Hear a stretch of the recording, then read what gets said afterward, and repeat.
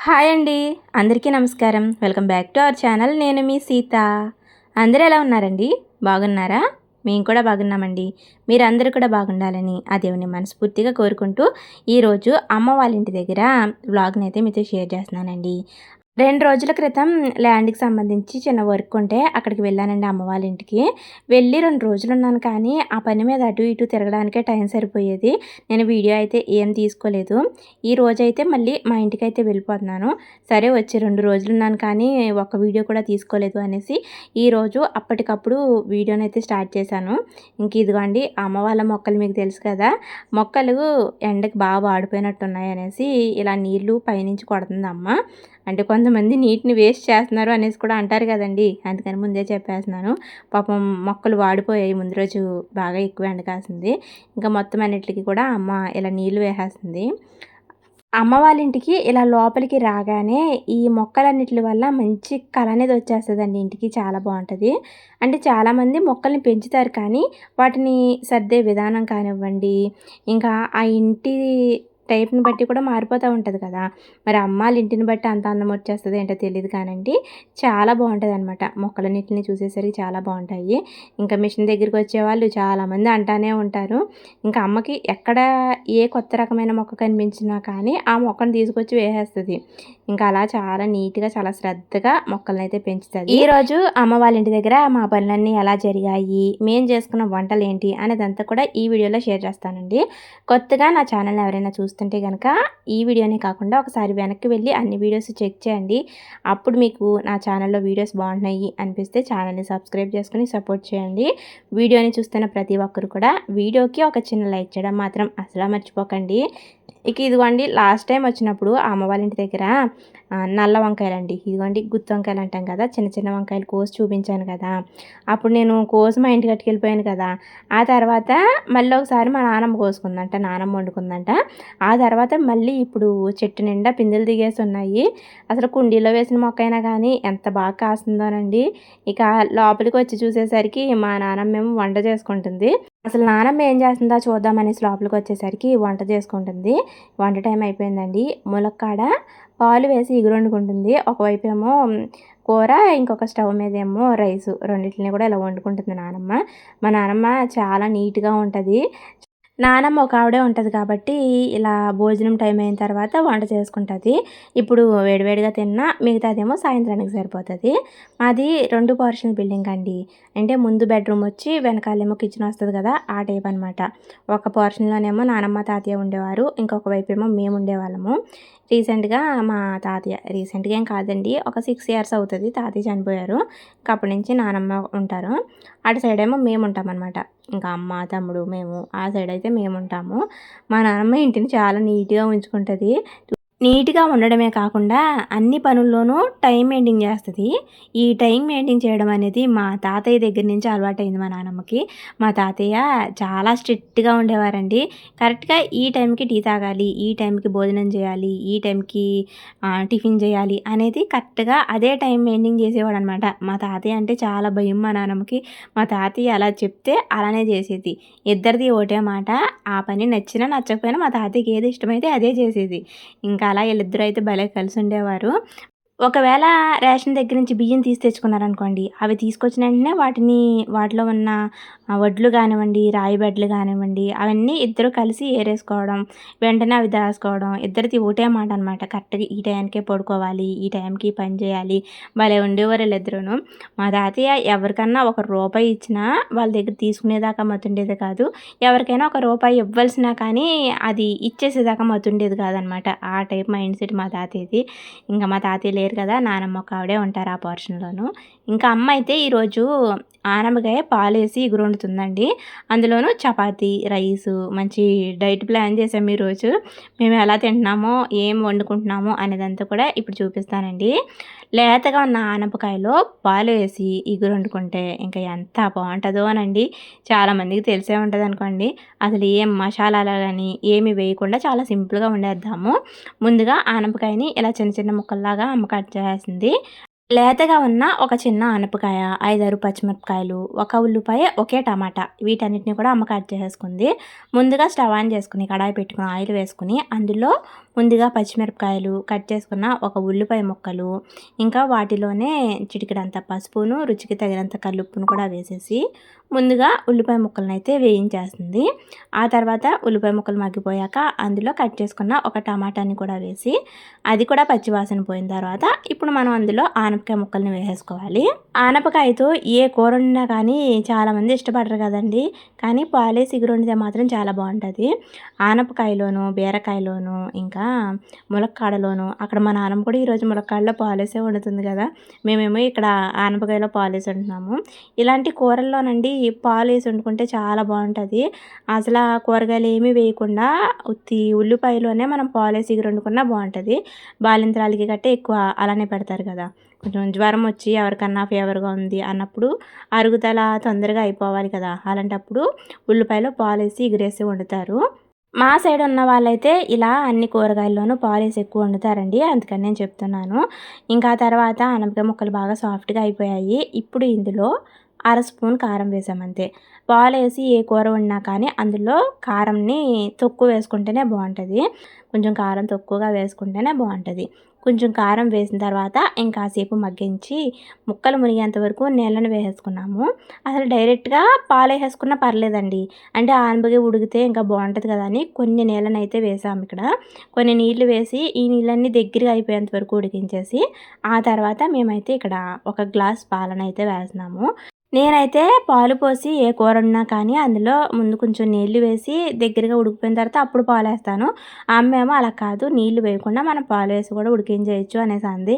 ఇక్కడ నేను చెప్పానని కొన్ని నీళ్ళని వేసింది, కానీ ఇక్కడ డైరెక్ట్గా పాలు కూడా వేసేయచ్చు అనేసి అంది అమ్మ. ఇక్కడ ఒక గ్లాస్ పాలను కూడా వేసేసుకున్నాము. పాలు ఎన్ని వేయాలి అంటే ఎక్కువ వేసుకుంటే ఎక్కువ రుచి ఉంటుందండి, తక్కువ వేసుకున్నా పర్లేదు. మేమైతే ఒక మంచినీళ్ళు తాగే గ్లాసు అన్ని పాలు అయితే వేసాము. మూత పెట్టేసుకుని నూనె పైకి తేలేంత వరకు ఉడికించామనుకోండి, ఆనపకాయలో పాలు వేసి ఉండే కూర అయితే రెడీ అయిపోతుంది. మరీ దగ్గరగా కాకుండా మేమైతే ఇలా ఉన్నప్పుడు స్టవ్ ఆఫ్ చేసేసుకున్నాము. మనం కోడిగుడ్ని పగలగొట్టి వేస్తే ఎలా ఉంటుంది అలా ఉంటుంది కూర. చపాతీలోకి అయితే సూపర్ అండి, చాలా బాగుంటుంది. మనం పాలు వేసి ఉన్నప్పుడు ఇందులో కూడా మసాలా వేసేదానికంటే ఇలానే బాగుంటుందండి. మసాలా ఎవరు వేరేమనేసి అనుకుంటున్నాను, మేమైతే ఎప్పుడు వేయలేదు. ఇది చపాతీలోకి, రైస్లోకి అన్నిటిలోకి బాగుంటుంది, పుల్కాలోకి. ఈరోజు అమ్మ అయితే 3 రకాల పిండ్లు వేసి చపాతీ చేస్తుంది. కొంచెం రైస్ కూడా వండింది. రైస్ వద్దమ్మ చపాతీయే తిందాము అంటే ఒక్కో చపాతీని కొంచెం రైస్ తినండి అనేసి అంది. 3 పిండ్లు ఏంటంటే ముందు చూపించిందేమో రాగి పిండి, ఆ తర్వాత జొన్న పిండి, గోధుమ పిండి, ఈ 3 పిండ్లు వేసి చపాతీ చేస్తుంది. జొన్న పిండి వేసాం కదా, చపాతీ గట్టిగా వచ్చేస్తుందేమో అనేసి నేను అనుకున్నానండి.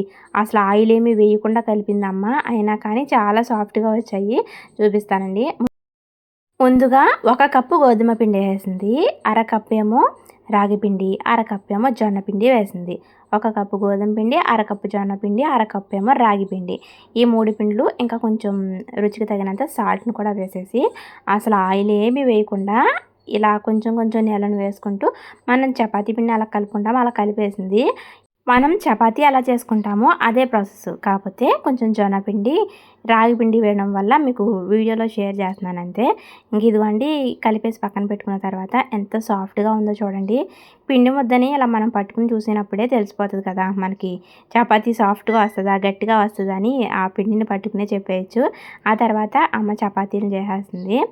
చపాతీలు చేసేటప్పుడు మాత్రం చాలా జాగ్రత్తగా చేయాలి, లేదంటే విడిపోతుంది. గోధుమ పిండితో పాటు జొన్న పిండి, రాగి పిండి కూడా వేసాం కదా, కరెక్ట్గా మనకి గోధుమ పిండితో చేసినట్టుగా రావాలంటే రావు. మధ్య మధ్యలో కొంచెం విడిపోతూ ఉంటాయి, చూసుకొని చేసుకోవాలి. ఒకవైపు అట్ల రేఖ మీద కాల్చేసి ఇంకొక స్టవ్ పైన ఏమో మనం పుల్కాలు కాల్చుకునేది ఉంటుంది కదండి, దీని పేరేంటో నాకు ఐడియా రావట్లేదు, దాని మీద అయితే కాల్ చేస్తున్నాము. షేప్ ఎలా ఉంటే ఏమైందండి, మనం హెల్తీగా చేసుకోవడమే కదా కావాలి. ఇంకా అలా ఒక చపాతీ, కొంచెం రైసు, ఆనపకాయ పాలేసిన కూర, 1 కప్ ఏమో పెరుగు, ఇలా నా భోజనం అయితే కంప్లీట్ అయిపోతుంది ఈరోజు. ఇలా హెల్తీ ఫుడ్ని ప్రిపేర్ చేసుకుని తినాలంటే నాకు చాలా ఇష్టం అండి. కానీ మా ఇంటి దగ్గర ఉన్నప్పుడేమో ఇంట్లో పని చేసుకుని ఇలా చేసుకోవాలంటే బద్ధకం వచ్చేస్తుంది కదా, ఇంక అందుకు చేసుకోను. కానీ అమ్మ దగ్గరికి వచ్చినప్పుడు మాత్రం బాగా సాగుతుంది నాకు. అమ్మ చేసి పెడుతుంది కాబట్టి తినొచ్చు, చేసి పెట్టేవాళ్ళు అంటే. మనమే చేసుకోవాలి అంటే చాలా బద్ధకంగా ఉంటుంది. ఇంకా ఇలా అమ్మ, తమ్ముడు, నేను ముగ్గురం కలిసి భోజనం చేసేస్తున్నాము. నేను వీడియోస్ తీసుకోవడం ఇష్టమే కానీ మా తమ్ముడికి వాడు వీడియోస్‌లో కనిపించడం అయితే ఇష్టం ఉండదు. అందుకే నేను ఎప్పుడు కూడా చూపించను ఎక్కువగాను.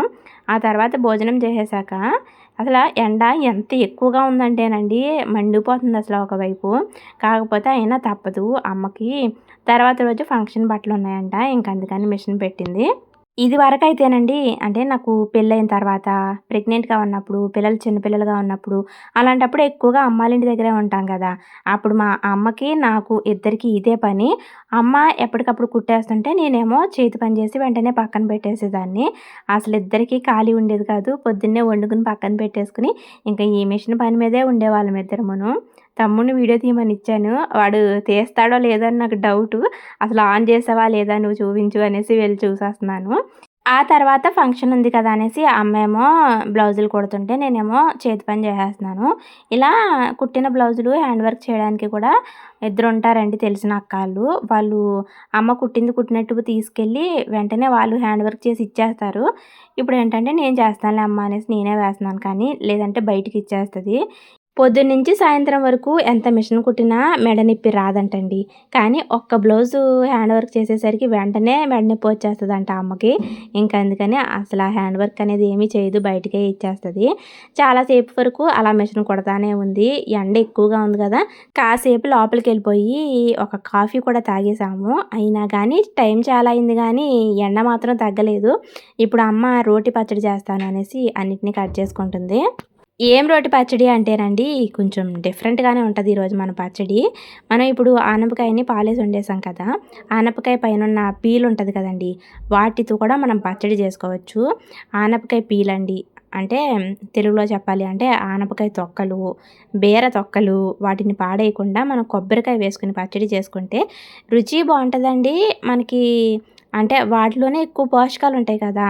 మనం తినకుండా పక్కన పడేసే ఆ పైనున్న పొట్టులోనే ఎక్కువ పీచు పదార్థాలు, పోషకాలు అన్నీ వాటిలోనే ఉంటాయండి. అలా అని ప్రతి కూరగాయని తినమని కాదు. అన్నిటిని తినలేం కదండీ! బీరకాయ, ఆనపకాయ ఆ రెండిట్లో ఉన్న పై పొట్టును కూడా మనం పచ్చడి చేసుకొని తినేయగలము. తినగలిగిన వాటిని తినాలి కదండీ! ఇంకేంట్రా బాబు ఇలాంటి వంటలు చూపిస్తున్నారు ఈళ్ళు అనుకుంటారేమో. ఇలా పైనున్న పొట్టుని కూడా తినడం మంచిదే. మేము కూడా ఇలానే చేసుకుంటాము అని తెలిసిన వాళ్ళు ఎవరైనా ఉంటే కనుక నాతో కూడా షేర్ చేయండి. అంటే మీలో ఎంతమందికి తెలుసో నాకు కూడా తెలుస్తది కదండీ. ఇంకా ముందుగా స్టవ్ ఆన్ చేసుకొని కడాయి పెట్టుకుని ఆయిల్ వేసుకొని అందులో ముందుగా పచ్చిమిరపకాయలు, తర్వాత టమాటాలు, ఆనపకాయ పొట్టు, బీర పొట్టు వీటన్నిటిని మగ్గించేసిన తర్వాత కొంచెం చింతపండును కూడా వేసేసాము. ఆ తర్వాత చిటికెడంత పసుపు, రుచికి తగినంత కల్లుప్పు, ఇంకా కొంచెం జీలకర్ర, కొన్ని వెల్లుల్లి రెబ్బలు.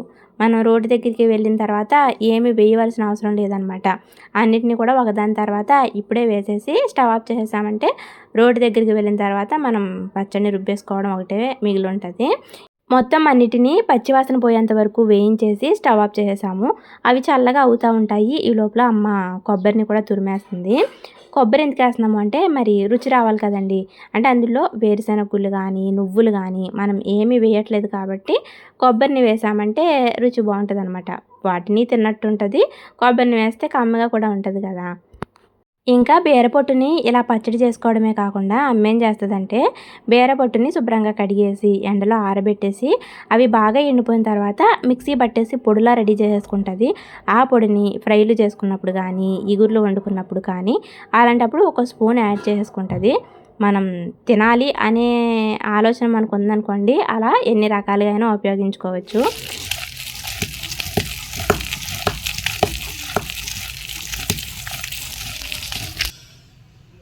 ముందుగా వేయించుకున్న వాటన్నిటిని మెత్తగా రుబ్బేసి, ఆ తర్వాత కొబ్బరిని అలానే తురిమేసాం కాబట్టి లాస్ట్‌లో వేసుకుంటే సరిపోతది.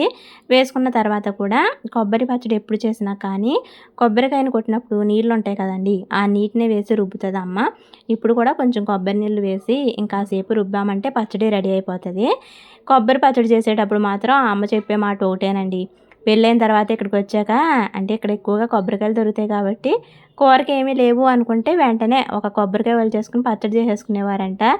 ఈ రోజుల్లో ఉన్న పిల్లలైతే వండడానికి ఇంట్లో ఏమీ లేకపోతే బయట నుంచి బిర్యానీ పార్సెల్ తెచ్చేయండి, బయట నుంచి తెచ్చేయండి అనేసి అంటున్నారు గదా!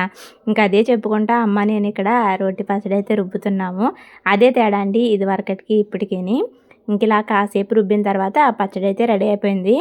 అమ్మ పచ్చడి రుబ్బుతా ఉంటే నేనేమో తాలింపును కూడా వేయించేసాను. తాలింపు కూడా చల్లగా అయిపోయింది. ఇప్పుడు తాలింపు వేసి పచ్చడిని కూడా కలిపేస్తున్నాము. ఇంతకీ రోటి పచ్చడి చేశాం కానండి, మేము అమ్మ అన్నం వండేస్తాను తినేసి ఎళ్ళండి అంది గానీ, ఒకవైపు మబ్బేసేస్తుందండి. మా ఊర్లో కూడా వానొచ్చేత్తందంట. మా తమ్ముడికేమో అది తినేదాకా ఉన్నామంటే మనం తడిచిపోతాము, ఎప్పటికెళ్తాం అనేసి కేకలేస్తున్నాడని, ఇంక నేనైతే ఒక బాక్స్‌లో పెట్టుకొని తీసుకెళ్ళిపోతున్నాను. వెళ్ళిన తర్వాత అక్కడ తింటాము. మేము ఇంటికెళ్ళేసరికి అమ్మమ్మ ఏమన్నా వంట చేసేసింది అంటే గనక రేపు టిఫిన్‌లోకి కూడా బావుంటదండి. ఇడ్లీలోకి, ఇంకా దోసల్లోకి, చట్నీ కింద కూడా బావుంటది. ఎక్కువ పీచు పదార్థం ఉంటది కాబట్టి మేమైతే పాడేయకుండా వాడుకుంటాము. మిమ్మల్ని కూడా యూజ్ చేయమని చెప్పట్లేదు గానండి. ఎవరిష్టం వాళ్ళది కదా! మేము చేసుకునే ప్రాసెస్‌నైతే ఇక్కడ చూపించానండి. ఇంకా అన్నీ సర్దేసుకొని ఇప్పుడు మా ఇంటికి కూడా బయలుదేరిపోయాము.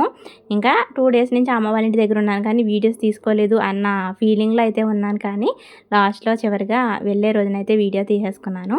ఇది ఇవాల్టి వ్లాగ్ అండి. మీకు గనక నా వీడియోస్ నచ్చుతున్నట్లయితే వీడియో చూసిన తర్వాత ఒక చిన్న లైక్ చేయడం మాత్రం అస్సలు మర్చిపోకండి. కొత్త వాళ్ళైతే ఛానల్‌ని సబ్స్క్రైబ్ చేసుకొని సపోర్ట్ చేయండి. మరొక వీడియోతో మళ్ళీ వచ్చేస్తా. అప్పటి వరకు ఉంటానండి. బాయ్ అండి. బాయ్.